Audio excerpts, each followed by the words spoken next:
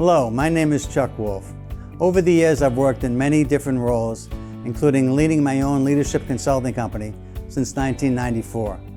I've worked for and with some of the best companies and universities in the world, and have had the opportunity to work with government officials, military organizations, and public and private schools. I'm a leading expert and pioneer in emotional intelligence. Since 2009, I have been a volunteer hosting a radio show I created called The Emotion Roadmap: Take the Wheel and Control How You Feel. I really enjoy making a difference in people's lives. The show is on award-winning community radio station WPKN in Bridgeport, Connecticut. In recent years, Simsbury Community Television has been sharing my shows on their station and on YouTube. My sincere hope is that everyone who watches regularly will learn how to use the Emotion Roadmap in their own lives by listening to people who call in to get help with challenges at work, home, and in communities. To learn more, go to www.emotionroadmap.com. If you have a comment or question, email me at cjwolfe@cjwolfe.com. Thank you and enjoy the show.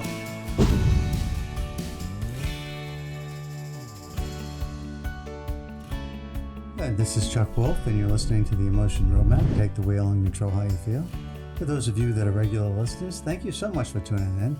It's always great to have people that enjoy the show who happen to be available to listen to me. We're on the air on the first and second Wednesdays of the month from 12 to 1 p.m. This show is called The Emotion Roadmap: Take the Wheel and Control How You Feel, and this is helping you to control how you feel. Now, a lot of people are curious when they first tune into the show and they haven't heard it before to know, what does it mean to control how you feel? Aren't you always having to feel what you feel? Unless you mean fake how you feel. And no, actually, I think what I propose to do on the show, and if you're a regular listener, you know, is to help you understand that while feelings are always important, and they always are informative, and they always are helpful in the sense that they alert us to what's going on, or what our body perceives to be going on around us to help protect us and defend us, at times at least, they're not always helpful. And sometimes we have to learn how to put the current feelings we have aside, or even potentially change those feelings for something that's more conducive to what we're trying to achieve at a particular point in time. If we're grieving, for instance, and we need to be inspirational, obviously grief isn't really particularly helpful in that moment, unless you can figure out how to turn that grief into something to talk about that inspires you. So part of what we encourage people to think about when they call the show or listen to the show is how you might either change your feelings or at least change the narrative around your feelings. Lots of people don't understand that we all engage in self-talk. Some people think that when you're talking to yourself, it's a sign of craziness. At least a lot of people used to think that, but I think it's more commonly understood now that everyone engages in self-talk. We all have voices inside our head. Sometimes we have more than one voice inside our head. Sometimes we have a whole chorus, and they're all singing the same song to us.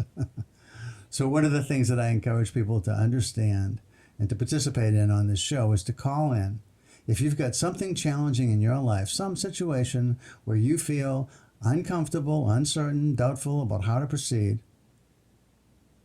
you're fearful about perhaps escalating a situation, making something worse, and yet you know you've got someone or something that you have to deal with that's uncomfortable, and you really don't know how to proceed, you're not alone.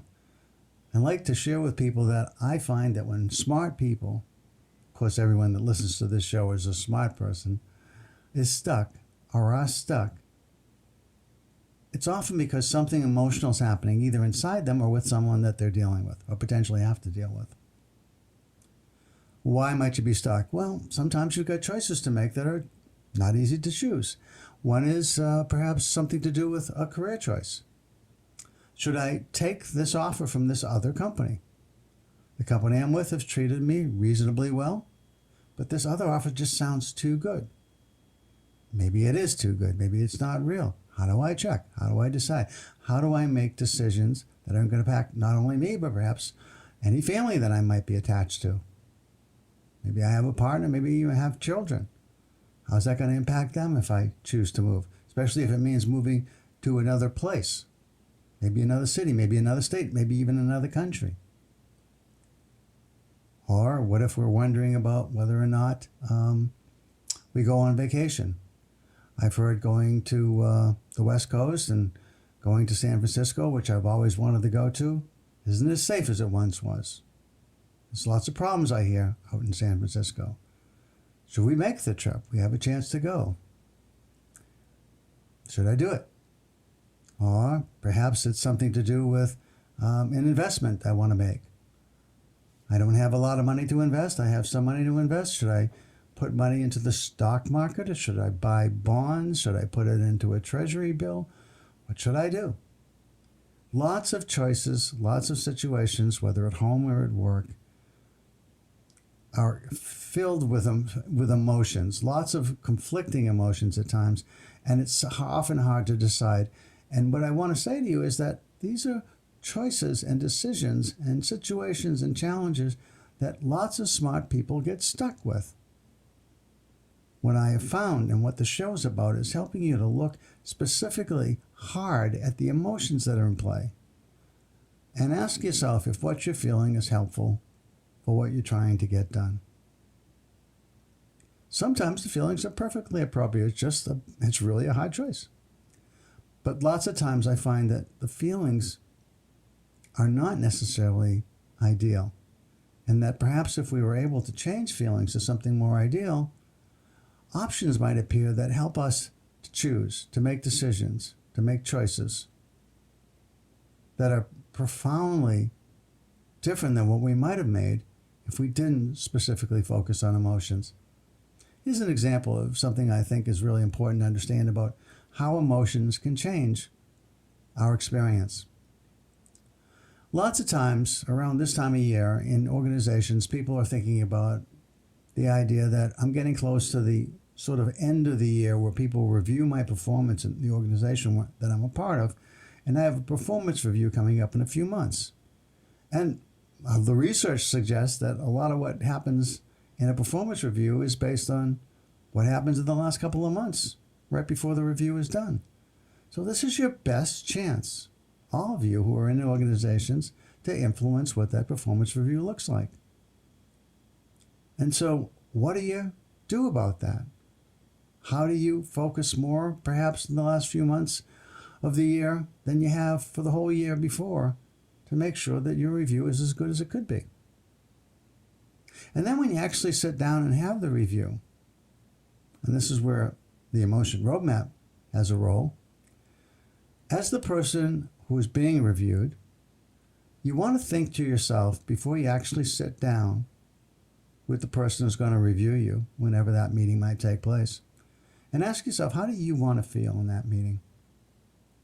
If you want to feel confident, proud, in fact, of your achievements over the course of the year, how do you prepare for that? How do you stage that? How do you set that up? How do you begin to influence that now in August, a few months before the actual review takes place? How do you do that?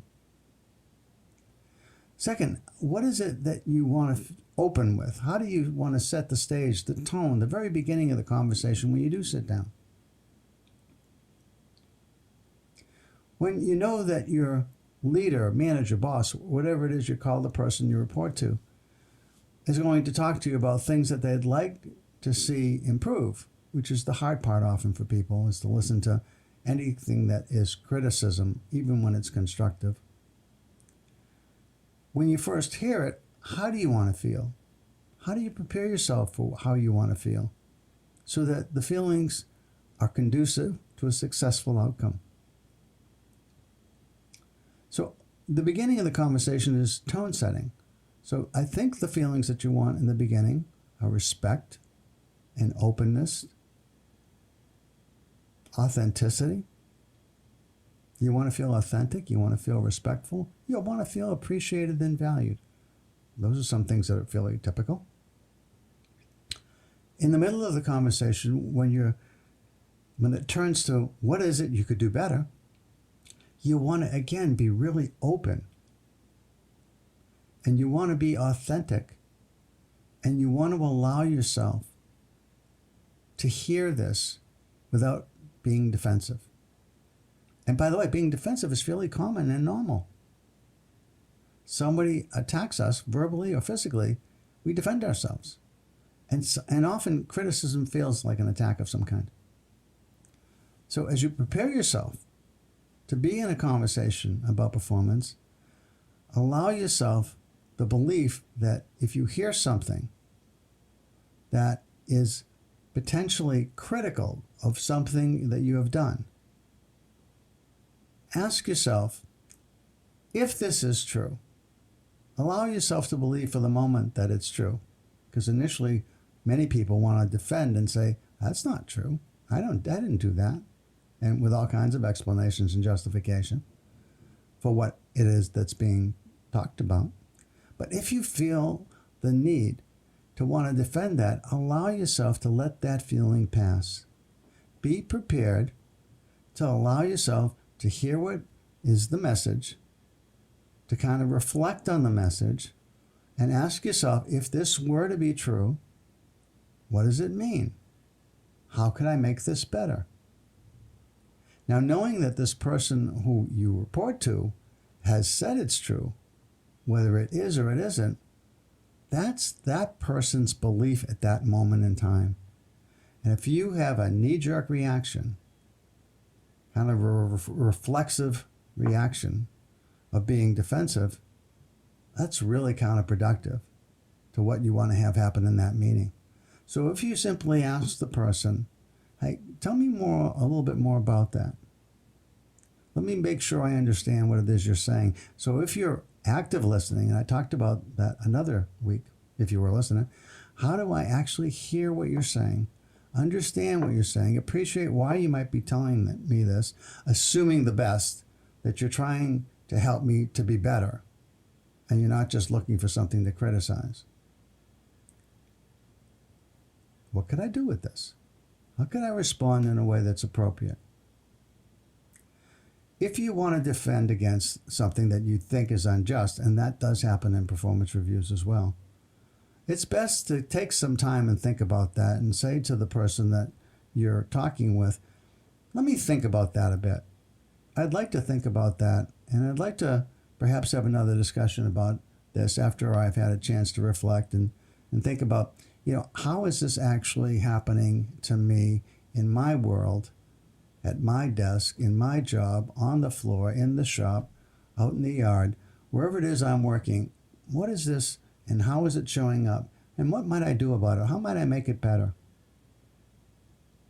And I might feel as though, at least part of me, that maybe, you've seen this a few times, but most of the time, that's not really who I am or how I behave. And I'd like to share that with you as well. If I come back and have some thoughts about that I think are worth sharing, but I'd like to take some time to reflect on that.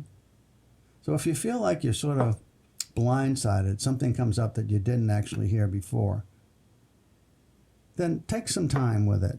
Don't react in the moment. Because at that moment, what you want is an open conversation where people are receptive to what each other has to say and what each other believes at the moment. And if you want to influence how this other person feels about you and your behavior, be reflective, take some time, and prepare in a way that you can come back and suggest, I've thought about what you said. Here's some ways I think I could have done that differently.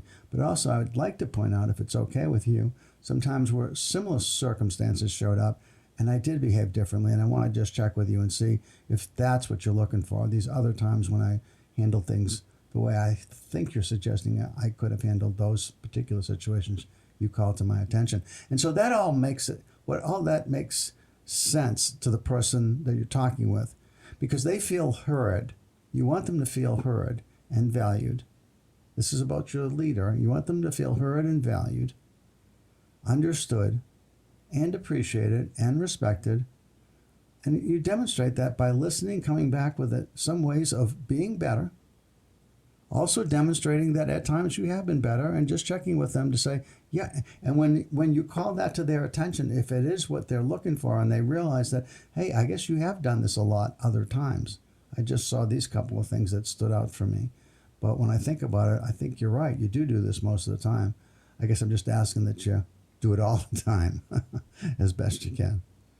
So anyway, the idea of a performance discussion, when you're being reviewed, how do you manage your emotions? You set the tone, you come in appreciative, you come in respectful, you come in open, you come in willing to listen and understand what's being said to you.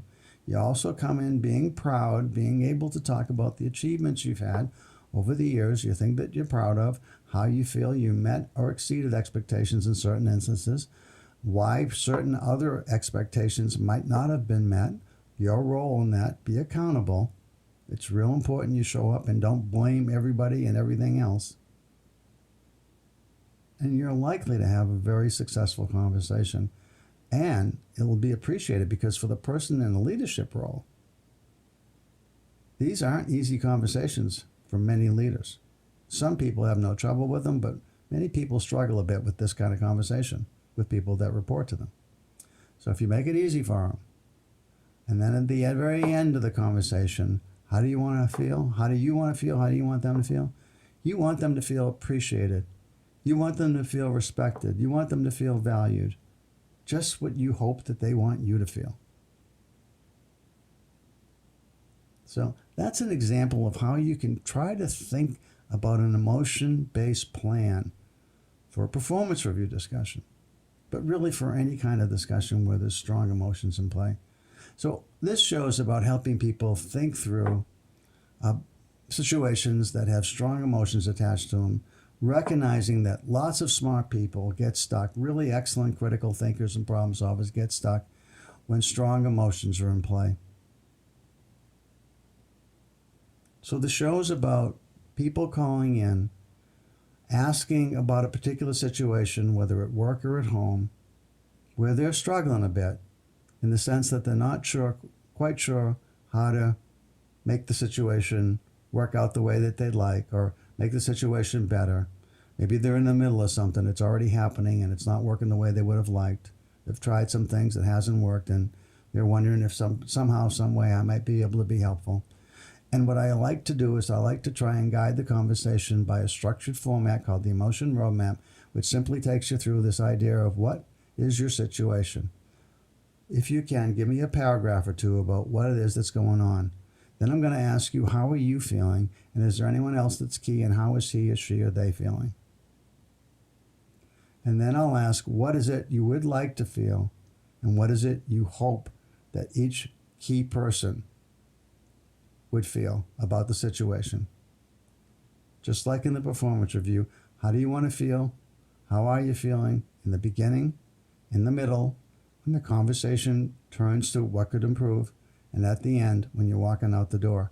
The feelings aren't the same at different points in time. So plan how you want to feel. And when you plan how you want to feel, and you plan how you want others to feel, it's not like your planning is going to be perfect. Very few plans are perfect for anything, really, but emotional plans too. They're not perfect. But how can you possibly not be better by having thought through what's likely to happen, what you want to have happen, what feelings might come up if you don't have a plan, and what feelings you want to have come up because you do have a plan? With a plan, in my mind, it's always better than going in and hoping for the best. So I just encourage you to think about that. If you have something at home that's going on with someone that you love, you may not like them at the moment, but someone that you love, that's in your household, that's living with you, that you're struggling with. Maybe you're a parent with a child. Maybe it's a partnership, and your partner's doing some things that you're finding way too annoying these days. How do you address things like that? Emotionally, by being emotionally intelligent. That's what the show's about. So I welcome you to the show. If you'd like to give me a call and talk to me about anything going on in your life, the number to call is 203-336-9756. 203-336-9756. Again, I'm Chuck Wolfe. The show's the Emotion Roadmap. Take the wheel and control how you feel. And I'll give you a moment to call if you like. 203-336-9756.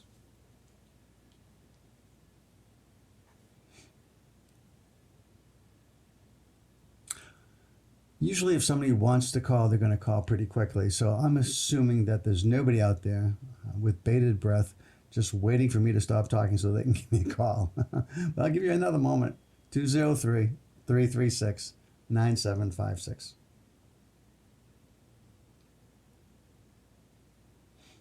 One of the things I've been working on in this program, my program, the Emotion Roadmap, is the idea of explaining the parts of the Emotion Roadmap, what works, why it works. And one of the options that I try to bring into the show is to take from real life conversations I've had.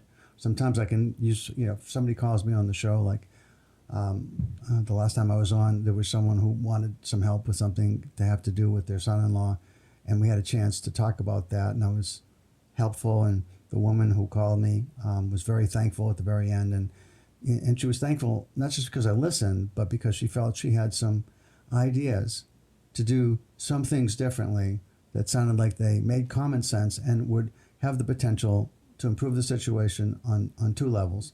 One was to make the son-in-law feel more welcome and comfortable inside their home, but also for them to respond differently should that not occur. Because what we know we can control to a greater degree is our own emotional response to a situation that we may not be happy about.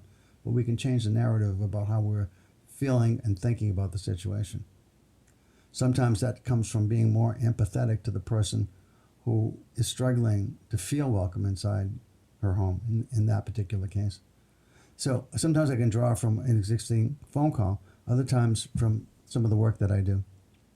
So I'd like to share with you, while we're waiting for phone calls, something that I think is really another aspect of the Emotion Roadmap that's important to understand. But first, again, I'll give you the number, 203-336-9756, 203-336-9756. So one part of the Emotion Roadmap that is an intriguing aspect of the roadmap is this concept of appreciative inquiry. Now, appreciative inquiry suggests that we're asking people about something about themselves that they appreciate. Something about themselves where they have demonstrated an ability, a strength. They've been able to demonstrate their capability, their competency in a particular area that they feel is an actual strength of theirs. So as I prepared the Emotion Roadmap, I thought there's a place for appreciative inquiry in the aspect of the roadmap where I engage people on what it is that they're feeling, what it is that they'd like to feel that would be more ideal. And the way I use appreciative inquiry is simply to state or ask the question, is there a time in your life, recently or in the past, where you have actually been able to do something with similar set of feelings that might relate and be helpful to consider now with what you just asked me about? Because while the circumstances might be different, the feelings might have been the same. In a past exercise, I used the idea of being anxious and confident simply because it's one that people relate to very easily. Here's another example, though. So let's assume, got a caller. Hi, this is Chuck. You're on the air. Who am I talking to, please? Hi, Chuck. My name is Lori. Hi, Lori. Hi. Oh, I just got up my nerve to call in. I'm in a situation where I left my home 4 months ago to go on a vacation. I had been caregiver to my dad and my mom prior to that. She subsequently passed. And I left for a vacation. I'm in a living situation where my brother and his girlfriend live in the same home as I do, and things weren't working out. So I left for the vacation, and I said, when I come back, I'm going to have to leave. Well, I haven't been back. I haven't been back to the house since then. They won't allow me back. Now, my dad says it's because my brother will move out of the home if I move back home. So I feel rejected. I'm hurt. I'm panicked. I don't know what to do. All of these emotions. And it's very difficult to live with this realization that, and personally, I don't think my dad's in his right mind. Okay. So you've been a caregiver for both your mom and dad, and you live in the house. You prior to this, you were living in the house with your brother, your dad, and was there somebody else you said? I lived in the parents' home. My brother and his girlfriend also lived there. After my mom passed, it was my brother, his girlfriend, my dad, and I was caregiving. Okay. Really, things just kind of just didn't get along. So I'm just trying to just try to figure out how I go from here. Okay, so the person that I didn't hear, I couldn't hear, was the brother's girlfriend lives there now too. Mm-hmm, mm-hmm. Right. Okay, Right. and you weren't getting along with your brother, and you were thinking that when you went on vacation, when you came back, you wanted to leave. You thought you couldn't really stay there. But I made a mistake, and I basically told my dad, I made a mistake. I can't leave. I just don't have the means. It was an impulsive move on my behalf, and I need to go home, and I can't go home. So can you tell me how to just handle my emotions when I do talk to my father and try to ask him why he would let his middle-aged daughter with several physical illnesses, mental health issues, who caregave for him and her mom, why he would be treating her like that, like this. But I think you already told me one possibility, Laurie, is that he had said to you that if you come back, the brother and girlfriend are going to leave? Right. And is that a problem for him if the brother and girlfriend leave because it depends on them? Evidently it is. Evidently it is. It's not it's not a problem. I would be caring for him. And I would be caring for him. So it wouldn't be a problem if they left, only a problem with my dad.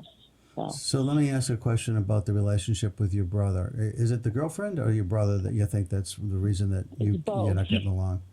Yeah, both. Okay. Is one more, does your brother depend on the girlfriend's opinion, or is your brother driving this situation? I think it's my brother. Yeah, it's both of them, but my brother mostly. Okay.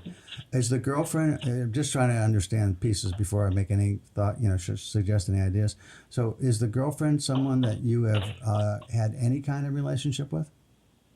No, she's been with my brother for years, and we never got close. Okay. And have you ever had a relationship, was there a time that the relationship with your brother was decent or even good? Yeah. Mm-hmm. When did it change, would you say? Oh, gosh. I want to say when the girlfriend came around, when she started seeing him. It seems, since she's been in the family, two of my sisters already don't speak with my dad because of my brother. Huh. And my mom has passed, my sister has passed, all this since she's been around. I'm not going to say she's responsible for that, obviously. Yeah. It's just a lot of things. Well, let me ask, do you have any, where are you, if you don't mind me asking, where are you living now? I'm homeless. Okay. So I live where I can. Yeah. Is there anything with your other sisters that might be helpful here at all, or any other relatives? They don't speak with me either. They got into an issue with my brother like 5 years ago.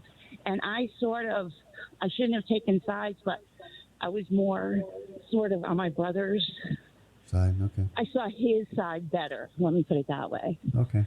And from then on, they have nothing to do with me either.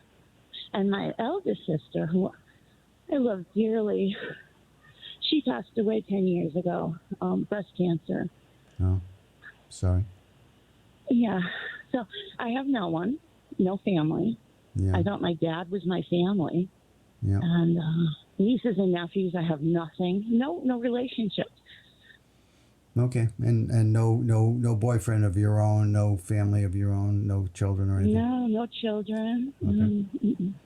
My ex-husband lives down south, and we speak. We're good friends, so he's a support. It just seems, I don't know, like I was in the wrong place at the wrong time all the time. The person you just said was, did you say you were married before or something? Yes. And is he remarried now with somebody else, or? No, he isn't. As a matter of fact, he just ended a long-term relationship. Okay. So I don't necessarily suggest that you go back there. Your thought is that you want to somehow get back in with your dad. You do talk with your dad. And what is the likelihood, if any, of ever talking to your brother civilly again? I'd like to, but I don't think it's going to happen. Okay, well, I just want. Can you just give me, like, is there anything in the Bridgeport area, like groups or some kind of support system, perhaps for estranged family members or something like that? I don't know. I'm lost. Yeah, no, I don't. First of all, I sometimes You don't give that info. no, I don't make recommendations because even if I know the number, I don't know how good they are and whether they're really helpful. So what I try to do is try to help you understand what you can do emotionally for your own circumstance. I think the thing that's critical in your situation though is you want to find a way back into the home. That's the critical thing. Yeah, and you know what? I'm getting kind of nervous being on the air, and I'm thinking maybe this wasn't the best idea. But I want to thank you for taking my call. Well, Laurie, even if you jump off the air, I'm going to say some things I think that might be helpful to you. Okay? It's my dad listening. I love my dad to pieces. I miss him. I just don't know. I'm just kind of. I do have some support systems in place, so it's not like I'm totally on my own. Yeah. But I was listening to you. I always listen to you, by the way. And I heard no one was calling. I said I didn't even have my phone near me. He said I grabbed my phone. I said, "Well, thank you, Laurie. Let me reach out. Let me try and be helpful. So what you're feeling is abandoned. I'm gonna hang up. I'm gonna share some stuff, and you can just listen. Okay. Bye, Laurie. Okay. Thank Bye. you. Bye. Thanks. Abandoned. Yes. Okay. Thanks. Okay, so all right, so assuming you're still listening, Laurie, and I thank you for the call and appreciate your being empathetic towards me in terms of having a caller today. But one of the things I'd like to say is that I think the key is possibly your brother. Now, I don't know exactly what the relationship is. I did ask, and you told me that it sort of went the wrong way when this other woman came into his life. I can't understand what happened because we didn't chat about that. So I don't know if it was something that involved him being with somebody else and wasn't maybe paying as much attention to you, or somehow he felt that there was a conflict between having two women in the house that he cared about and he focused on her, and then somehow that rubbed you the wrong way. There's a lot of possibilities about why the relationship with your brother isn't good anymore. It seems to me your brother's kind of key, though, and I would ask myself, how is my brother feeling towards me now? How do I want him to feel about me? Which he has felt. He's loved me before. How can he love me again? Is there some way where in the past, and I started to talk earlier, Laurie, about appreciative inquiry. Is there some way in the past where you and your brother may have been pulled apart when you were younger, and yet you came back together again? Because that's the idea of maybe there were moments in time when you and your brother, relationship-wise, were not working out well, but somehow that turned around and got better. something you did, something he did, something that just happened. If there's anything in your past that you can recall where you had moments where your brother and you were not close and became close again, is there anything that you can draw from that that might be helpful now?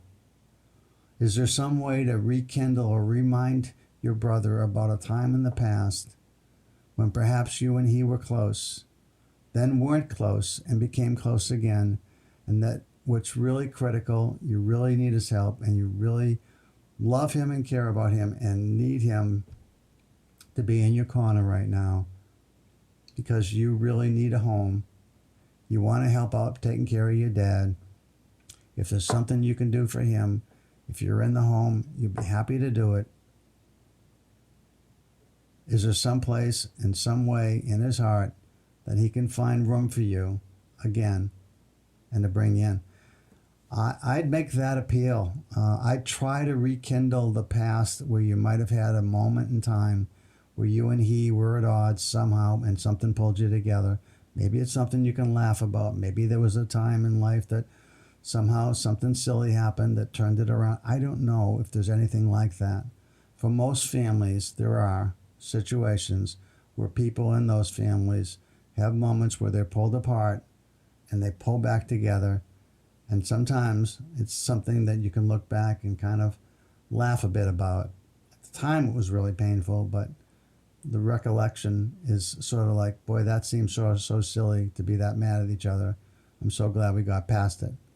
But if there's something in your past where you're able to recollect some point in time where there was something that worked, I try and draw on that, Laurie, and try and find some way to see if you can connect to your brother, because that's kind of the key. I think your dad probably would love to have you be able to come back in the house, but he's afraid of losing your brother, because I guess your brother's very important in terms of, I don't know, but I'm assuming that your brother's making a difference somehow for your dad in the home, and having him there is a comfort, and he's afraid to give that up. You might enroll your dad in this. You might might have a plan for your brother, but ask your dad to open the door to you and your brother having a conversation. Maybe your dad be willing to do that.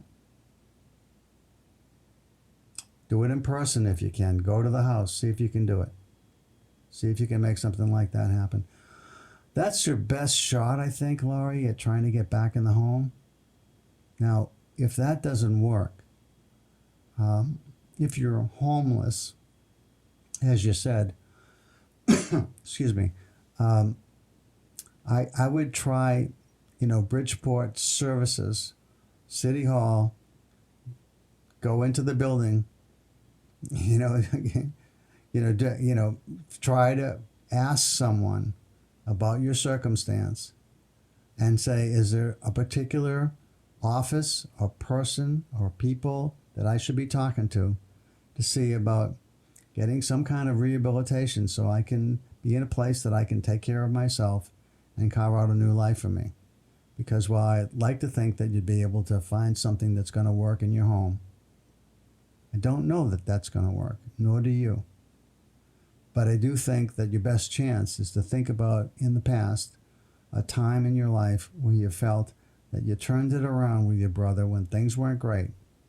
And if you got that kind of history, and you can remind him about that, and you can tell him, look, I'm not in a situation to bargain here. I'm in a situation where I really need your help.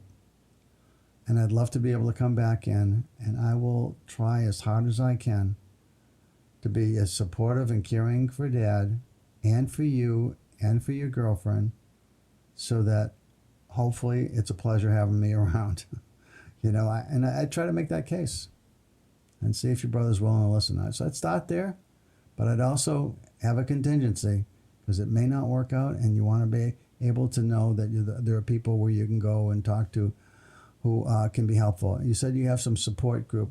Ask them to start digging around on social media for the kind of social services that might be helpful. The Department of Protective Services are usually dealing with children, but maybe that's a place to start. So, I don't want to, again, I don't know these groups. I haven't worked with them directly. I can't tell you which is a good one and which isn't. But I do suggest that you start finding out and from other homeless people. Has anybody had any successes dealing with any departments that may not have worked out for them because maybe they have problems that cause them to pull away from the services that were trying to support them. But I know that there are people out there trying to help. One other place that you might try is I often find that people that have any kind of religious affiliation, that sometimes pastors, ministers, rabbis, priests, they also are very often connected to social service groups and can be helpful in pointing you in the right direction, and maybe even hopefully having a family that might be helpful to you during a time of crisis like this. So that's about what I got, Laurie. I hope that's helpful to you. And thanks again for listening to the show.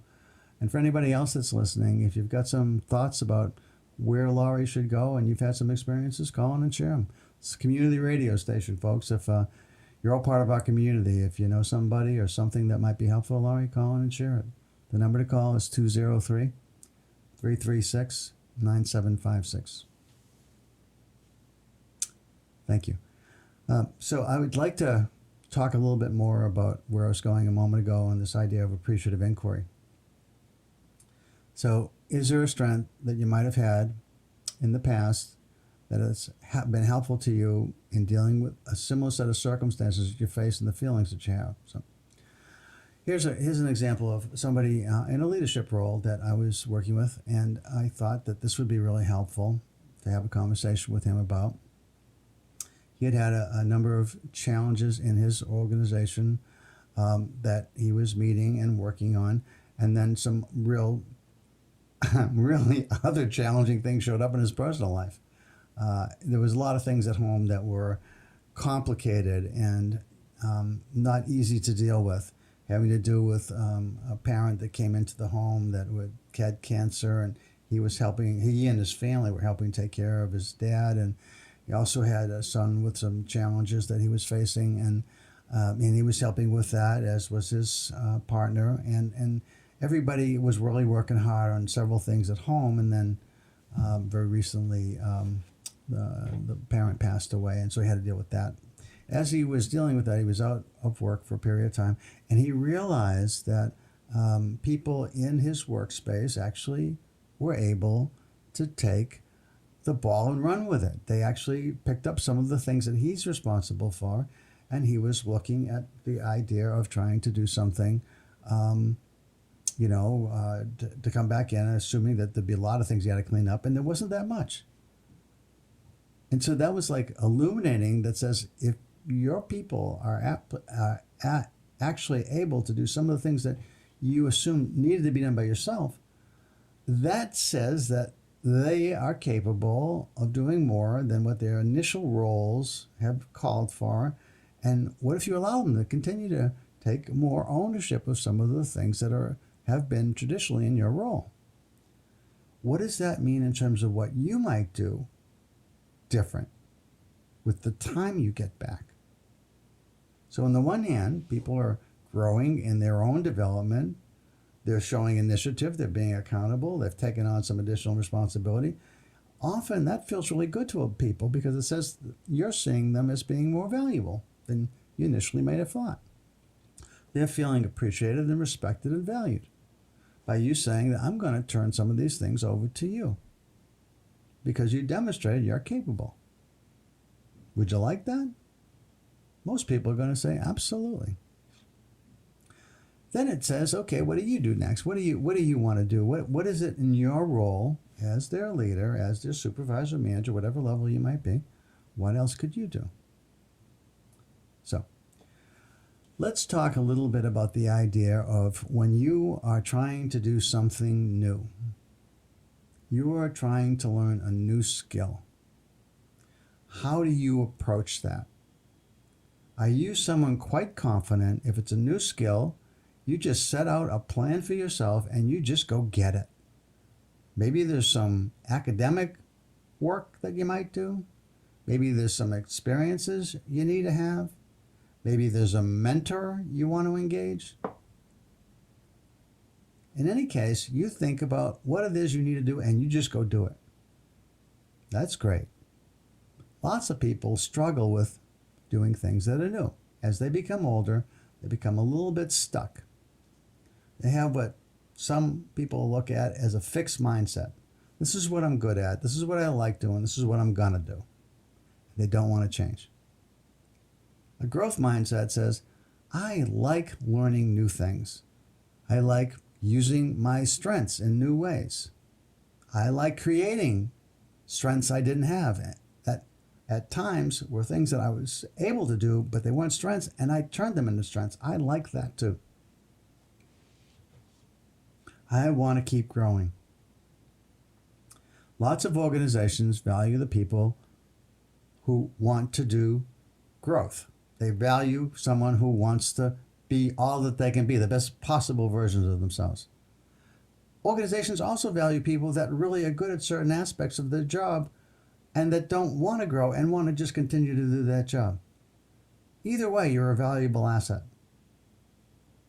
But let's say that you're in a leadership role and the people in your world who you report to are looking for you to do more in the leadership role, to be more strategic, to be more externally focused rather than internally focused. That could be making sales visits, engaging customers more, being able to look at the marketplace and understand the dynamic and how things are changing, whether it's government regulations or new product innovations in your world, whether it's somehow changing what you do from feeling like a commodity-based business to something that's more value-based. There's lots of things that can change in people's worlds and require managers at different levels to grow with the new expectations, the changes that are coming. But what if you're one of those people in a fixed mindset and it doesn't really change easily? What if you're somebody that's kind of sort of stuck with, hey, I do a number of things well, and I want to just continue to do those things, even though people who work for me may be able to do some of the things I do well. I don't want to give it up. And that has a little bit to do with fear. Fear that I may not be so valuable anymore. If I give away what I'm strong at, what I'm really good at, to someone that works for me, do I put myself and my family at risk? Because that person's making less money than I am, and he might be able to do many of the same things I'm capable of. If I was the owner, would I want to keep me in this role? I'm not so sure. So there's reasons perhaps to be fearful. But people that are confident, that really believe that, you know what, I know what I'm good at, but I also know what I'm capable of doing is more. I am able to grow. But I need a plan. I need to know how to grow. I need to look at how I might get better. So one way to look at that is to ask yourself, have I ever been in a place, and often everybody has been, in a place where I didn't know how to do something, but it was really critical that I learned how to do it in order to move forward, to move ahead, and to be able to say, I am qualified for this next level up. I want to position myself to go apply for this next level up because I have demonstrated to myself and to others that I am really capable of the skill set required for this next level. But how do you do it? What is it about yourself that actually is a way that you demonstrate first to yourself that you are really capable? How do you demonstrate competency? Well, one way of thinking about this is to ask yourself, in your early life, at any point in time, you were always learning, and when something was particularly challenging, but you were still able to learn it, what was happening emotionally for you? Is there something in your past life, whether it was as a young kid, a young adult, maybe you were middle-aged and you're a senior, but you're still looking to grow? At some point, you had to say to yourself, this isn't something I know how to do, but I've had times in my life where there were other things I didn't know how to do, and I learned how to do them. And I want to see if I can take something from those previous experiences, take something emotionally from those experiences, and use what I learned there, here. Was there some way I got past my fear of failure, my my fear that I couldn't learn how to do certain things. I got past it. What helped? Was it a person I spoke to? Was it something in my own mind where I changed the narrative and what I said to myself? Was it a particular experience that kind of pushed me and taught me that don't be afraid, take that first step on the path to learning new things, and the second step and the third step, they all become easier once you take that initial step in that direction.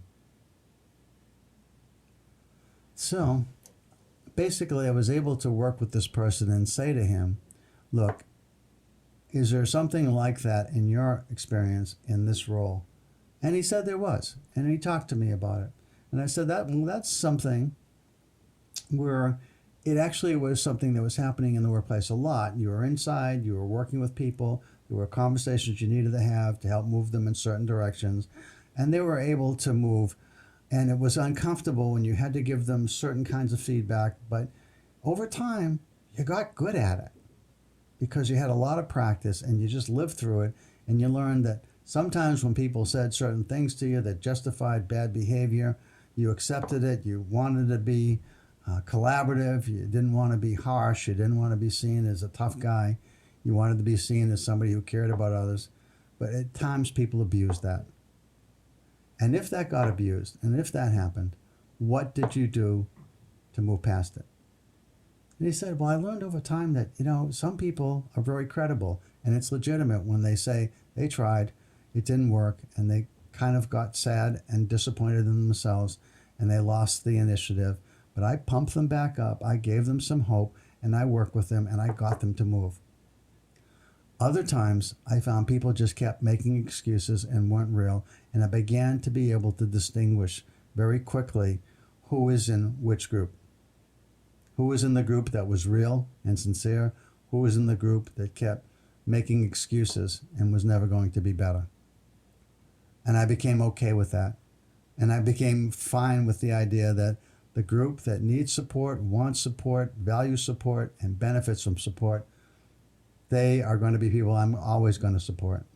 The group that says that they, all the same things initially, but don't demonstrate any of it, I don't need to keep them on anymore. I'm good with letting those people go. What else can you do that maybe is different than what you've done before, that's based on knowing that the more you have life experiences with the situations that are uncomfortable initially, the better you're going to become at it. And so what we were talking about was getting outside of the office and going out and visiting customers and generating conversations with customers by learning new sales technology, learning different techniques about how to sell and how to sell based on understanding people's needs, not just hard selling, but learning certain techniques. There were a few other people in the office that were always already on that track to learn some new techniques, and they were already being somewhat successful.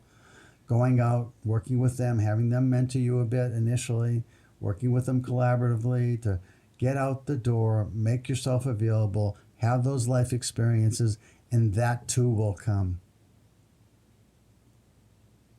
But it wasn't based on me saying, hey, this is what you need to do. It was based on that person sharing with me their own experiences about how to get past a block that they had that was holding them back, keeping them from being the best possible version of themselves.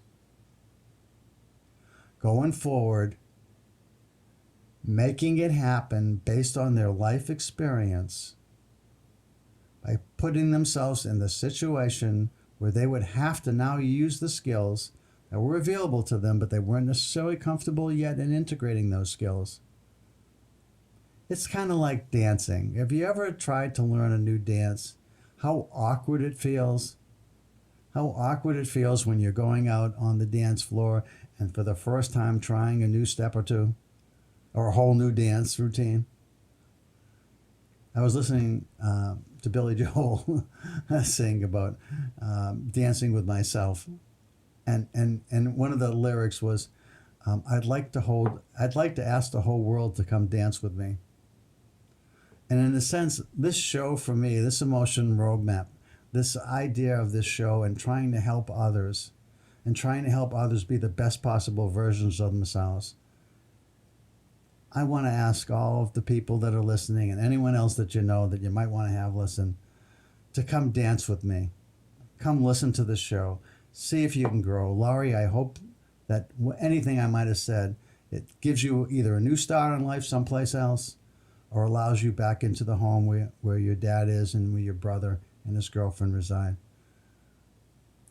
Anyone else that's out there, my show's about to end in just a moment, but I want to ask you, I'm on the first and second Wednesdays of each month from 12 noon to 1 p.m. I'd like you to come dance with me. Well, thank you very much for listening. I hope that you got the idea that in this time that one of the ways we can all grow is by understanding how we've grown in the past, the things that we might do to help us to be the best possible versions of ourselves out there.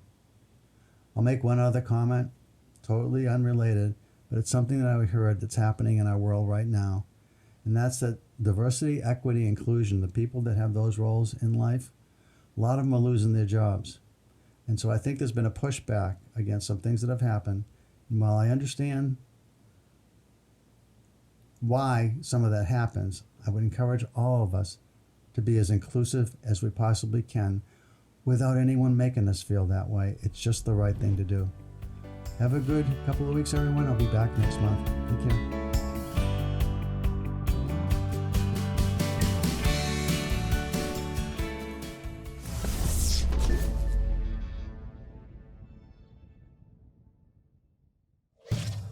Funding for Simsbury Community Television is provided in part by contributions from viewers like you.